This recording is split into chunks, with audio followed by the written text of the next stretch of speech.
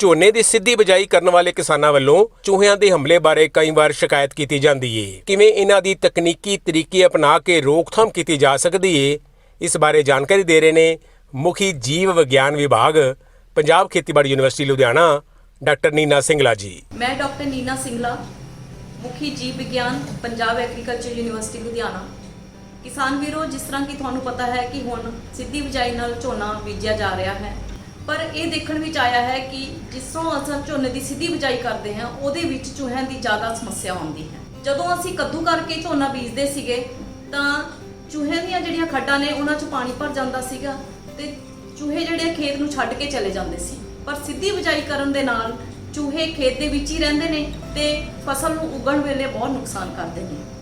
सो झोने की सीधी बिजाई करन वास्ते चूहिਆਂ ਦੀ रोकथाम किस तरह करनी है, इस बारे मैं तुहाडे नाल जानकारी साझी करांगी। झोने के खेतों में 4 किस्मां दे चूहे मुख्य तौर पर पाए जाते हैं, जिन्हां विचों अन्ना चूहा, नरम चमड़ी वाला चूहा, भूरा चूहा ते छोटियां चूहियां प्रमुख हैं। इन्हां चूहिਆਂ ਦੀ रोकथाम करने वास्ते सब तो पहला तो सानू ये देखना चाहिए है कि खेत दे विच नदीन नहीं होने चाहिए। जिन्हां खेतों में ज़्यादा नदीन होंदे ने उत्थे चूहिਆਂ की ज़्यादा समस्या आती है। इस करके नदीन नाशकों का इस्तेमाल करके समय समय सिर सानू नदीनां की रोकथाम फसल दे विच करते रहना चाहिए है।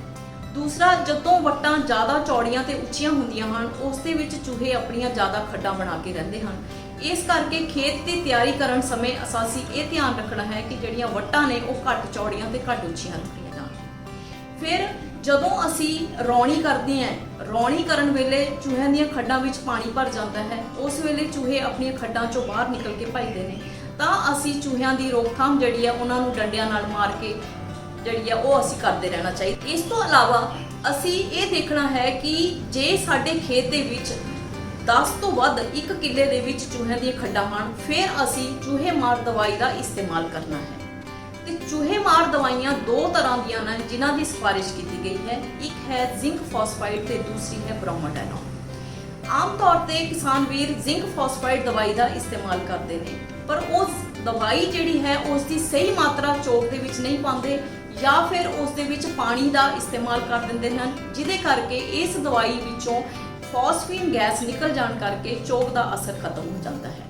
ਇਹ ਫਾਸਫੀਨ ਗੈਸ ਚੂਹੇ ਦੇ ਪੇਟ ਵਿੱਚ ਜਾ ਕੇ ਨਿਕਲਣੀ ਚਾਹੀਦੀ ਹੈ, ਜਿਹੜੀ ਕਿ ਅਸੀਂ ਪਹਿਲਾਂ ਹੀ ਪਾਣੀ ਲੱਗਣ ਦੇ ਨਾਲ ਨਿਕਲ ਜਾਂਦੀ ਹੈ ਤੇ ਚੂਹੇ ਇਸ ਚੋਗ ਨੂੰ ਖਾ ਵੀ ਲੈਣ ਤਾਂ ਉਹ ਮਰਦੇ ਨਹੀਂ ਤੇ ਦੂਸਰੀ ਵਾਰ ਉਹ ਚੂਹੇ ਇਸ ਨੂੰ ਖਾਂਦੇ ਨਹੀਂ, ਕਿਉਂਕਿ ਉਹਨਾਂ ਨੂੰ ਇਸ ਦਵਾਈ ਦਾ ਪਤਾ ਲੱਗ ਜਾਂਦਾ ਹੈ। सो किसान वीरों, जिंक फॉस्फाइड का चोग बनाने वास्ते ध्यान विच रखना है कि तुसी 1 किलो कणक का दरड़ लेना है। साबुत कणक नहीं लैनी, कणक का दरड़ लेना है। उस दे विच 20 ग्राम कोई भी खाण वाला तेल पाना है ते 20 ग्राम पीसी हुई खंड पानी है ते इन्हां तिन्नां चीज़ां दे मिश्रण विच फिर असी 25 ग्राम दवाई पानी है। आम तौर पर देखा गया है कि किसान वीर 10 ग्राम का पैकेट बाजार विचों ले आते हैं, तो 1 किलो कणक विच 10 ग्राम दवाई जिहड़ी है वो पा के चोग तैयार करते हैं। इस नाल चोग विच दवाई की मात्रा घट होने करके चूहे उस चोग नूं खा के मरते नहीं, पर उन्हां नूं दवाई के जहरीलेपन का पता लग जाता है तो वो चोग नूं खाना छड्ड दिंदे हन।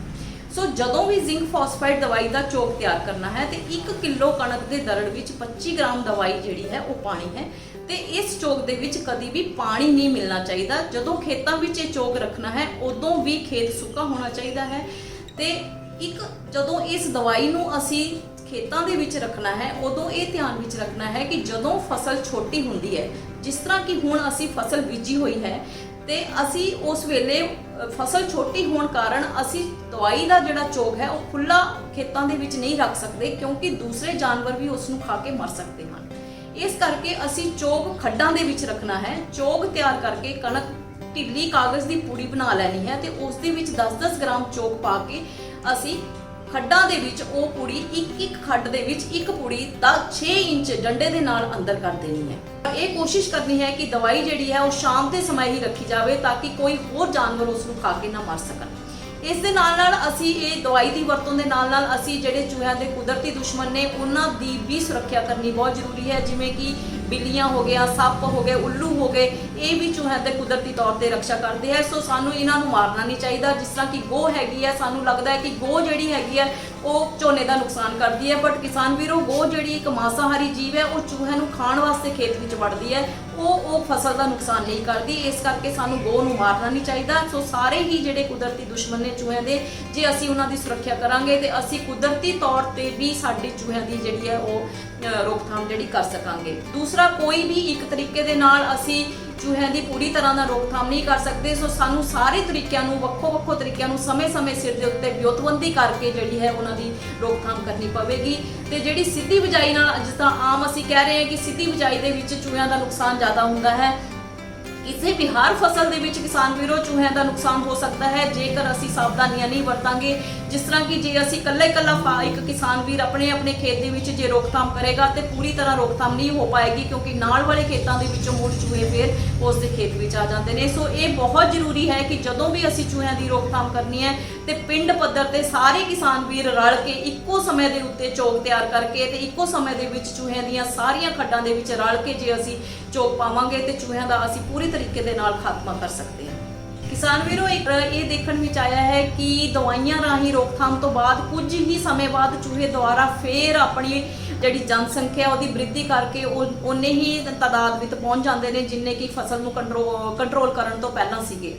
ਸੋ ਅਸੀਂ ਆਪਣੀ ਪ੍ਰਯੋਗਸ਼ਾਲਾ ਵਿੱਚ ਇਹੋ ਜਿਹੇ ਤਜਰਬੇ ਕਰ ਰਹੇ ਹਾਂ ਜਿਹਦੇ ਨਾਲ ਕਿ ਚੂਹਿਆਂ ਦੀ ਜਨਸੰਖਿਆ ਬ੍ਰਿਧੀ ਦੀ ਦਰ ਜਿਹੜੀ ਹੈ ਘਟਾਈ ਜਾ ਸਕੇ। ਤੇ ਅਸੀਂ ਬਹੁਤ ਹੱਦ ਤੱਕ ਲੈਬੋਰੇਟਰੀ ਵਿੱਚ ਅਸੀਂ ਸਫਲ ਹੋ ਗਏ ਹਾਂ ਤੇ ਇਸ ਤੋਂ ਬਾਅਦ ਅਸੀਂ ਫੀਲਡ ਲੈਵਲ ਦੇ ਉੱਤੇ ਉਹਨਾਂ ਨੂੰ ਟੈਸਟ ਕਰ ਰਹੇ ਹਾਂ ਤੇ ਉਹਨਾਂ ਦੀਆਂ ਕੋਈ ਅਸੀਂ ਫਾਰਮੂਲੇਸ਼ਨਸ ਵੀ ਤਿਆਰ ਕਰ ਰਹੇ ਹਾਂ ਜਿਹੜੀਆਂ ਕਿ ਅਸੀਂ ਫਾਰਮਰਸ ਤੱਕ, ਤੁਹਾਡੇ ਤੱਕ ਪਹੁੰਚਾ ਸਕੀਏ ਤਾਂ ਕਿ ਉਹਨਾਂ ਨੂੰ ਤੁਸੀਂ ਯੂਜ਼ ਕਰਕੇ ਚੂਹਿਆਂ ਦੀ ਜਨਸੰਖਿਆ ਦੇ ਉੱਤੇ ਕਾਬੂ ਪਾ ਸਕੋ। ਕਿਸਾਨ ਵੀਰੋ, ਜਿਸ ਤਰ੍ਹਾਂ ਦੇਖਿਆ ਗਿਆ ਕਿ ਕੁਝ ਕਿਸਾਨ ਵੀਰ ਰੋਟੀ ਨੂੰ ਸੀਮੈਂਟ ਲਾ ਕੇ ਵੀ ਕੋਸ਼ਿਸ਼ ਕਰਦੇ ਨੇ ਚੂਹਿਆਂ ਦੀ ਰੋਕਥਾਮ ਕਰਨਾ।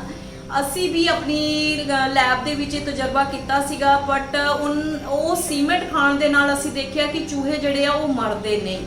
ਸੋ ਇਹ ਜਿਹੜਾ ਤਰੀਕਾ ਹੈਗਾ, ਜ਼ਰੂਰ ਤੁਹਾਡਾ ਇਹਦੇ ਵਿੱਚ ਜਿਹਦੇ ਪਿੱਛੇ ਜਿਹੜਾ ਮੋਟਿਵ ਹੈ ਉਹ ਹੈ ਕਿ ਚੂਹਾ ਦੇ ਆਂਤੜੀ ਦੇ ਵਿੱਚ ਜਾ ਕੇ ਸੀਮੈਂਟ ਜੰਮ ਜਾਂਦਾ ਹੈ ਜਿਸ ਦੇ ਨਾਲ ਚੂਹੇ ਮਰ ਜਾਂਦੇ ਨੇ। ਪਰ ਅਸੀਂ ਬਾਰ-ਬਾਰ ਆਪਣੀ ਪ੍ਰਯੋਗਸ਼ਾਲਾ ਦੇ ਵਿੱਚ ਇਹ ਪ੍ਰਯੋਗ ਕਰਕੇ ਦੇਖਿਆ ਹੈ ਕਿ ਸੀਮੈਂਟ ਖਾਣ ਦੇ ਨਾਲ ਚੂਹੇ ਜਿਹੜੇ ਨੇ ਮਰਦੇ ਨਹੀਂ ਹੈਗੇ। ਸੋ ਇਸ ਕਰਕੇ ਤੁਸੀਂ ਇਹ ਵਾਲਾ ਤਰੀਕਾ ਨਾ ਅਪਣਾਓ। ਜਿਹੜੀਆਂ ਤੁਹਾਨੂੰ ਦੋ ਤਰੀਕੇ ਅਸੀਂ ਦੱਸੇ ਨੇ, ਚੂਹੇ ਮਾਰ ਦਵਾਈਆਂ ਤੇ ਉਸ ਦੇ ਇਲਾਵਾ ਦੂਸਰੇ ਤਰੀਕੇ ਦੱਸੇ ਨੇ, ਜੇਕਰ ਤੁਸੀਂ ਉਹਨਾਂ ਨੂੰ ਸੁਚੱਜੇ ਤੌਰ ਤੇ ਯੂਜ਼ ਕਰਾਂਗੇ ਤੇ ਤੁਸੀਂ ਚੂਹਿਆਂ ਦੀ ਚੰਗੀ ਤਰ੍ਹਾਂ ਨਾਲ ਰੋਕਥਾਮ ਜਿਹੜੀ ਆ ਉਹ ਕਰ ਸਕੋਗੇ। ਤੇ ਇੱਕ ਆਪਾਂ ਦੇਖਿਆ ਕਿ ਜਿੱਦਾਂ ਸਿੱਧੀ ਬਿਜਾਈ ਨਾਲ ਝੋਨਾ ਅਸੀਂ ਬੀਜ ਲੈਂਦੇ ਆ ਤੇ ਉਸ ਤੋਂ ਬਾਅਦ ਚੂਹਿਆਂ ਦੀ ਸਮੱਸਿਆ ਆ ਜਾਂਦੀ ਹੈ ਤੇ ਕਿਸਾਨ ਵੀਰ ਫਿਰ ਪਾਣੀ ਲਾਉਣਾ ਸ਼ੁਰੂ ਕਰ ਦਿੰਦੇ ਨੇ ਤੇ ਗੱਲ ਫਿਰ ਉੱਥੇ ਹੀ ਆ ਜਾਂਦੀ ਹੈ। ਅਸੀਂ ਪਾਣੀ ਬਚਾਉਣਾ ਚਾਹੁੰਦੇ ਆ ਲੇਕਿਨ ਅਸੀਂ ਸਿੱਧੀ ਬਿਜਾਈ ਕਰਨ ਤੋਂ ਬਾਵਜੂਦ ਵੀ ਪਾਣੀ ਜਿਹੜਾ ਹੈਗਾ ਉਹ ਖੇਤ ਦੇ ਵਿੱਚ ਲਾਈ ਜਾਂਦੇ ਹੈਗੇ ਆ। ਤੇ ਇਸ ਕਰਕੇ ਕਿਸਾਨ ਵੀਰੋ, ਮੈਂ ਤੁਹਾਨੂੰ ਦੱਸਣਾ ਚਾਹਾਂਗੀ ਕਿ ਪਾਣੀ ਲਾਉਣ ਦੇ ਨਾਲ ਚੂਹਿਆਂ ਦੀ ਸਮੱਸਿਆ ਦਾ ਹੱਲ ਨਹੀਂ ਹੋਣਾ। ਇੱਕ ਤਾਂ ਜਦੋਂ ਤੁਸੀਂ ਹਮੇਸ਼ਾ ਜਦੋਂ ਵੀ ਸਿੱਧੀ ਬਿਜਾਈ ਨਾਲ ਝੋਨਾ ਬੀਜਣਾ ਹੈ ਤੇ ਉਸ ਤੋਂ ਪਹਿਲਾਂ ਕਣਕ ਦੀ ਵਾਢੀ ਤੋਂ ਬਾਅਦ ਅਸੀਂ ਇੱਕ ਵਾਰੀ ਚੂਹਿਆਂ ਦੀ ਰੋਕਥਾਮ ਕਰਨੀ ਬਹੁਤ ਜ਼ਰੂਰੀ ਹੈ।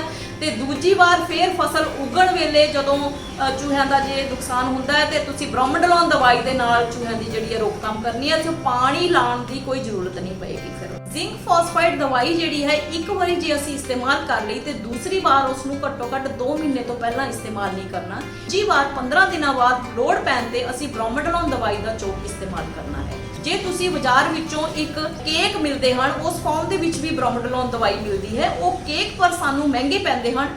ਜੇ ਅਸੀਂ ਬ੍ਰੋਮੋਡੋਲਨ ਪਾਊਡਰ ਮਾਰਕੀਟ ਦੇ ਵਿੱਚੋਂ ਲੈ ਕੇ ਆਵਾਂਗੇ ਉਹ ਸਾਨੂੰ ਸਸਤਾ ਵੀ ਪਵੇਗਾ ਤੇ ਉਸ ਨੂੰ ਚੂਹੇ ਵੱਧ ਵੀ ਖਾਂਦੇ ਹਨ।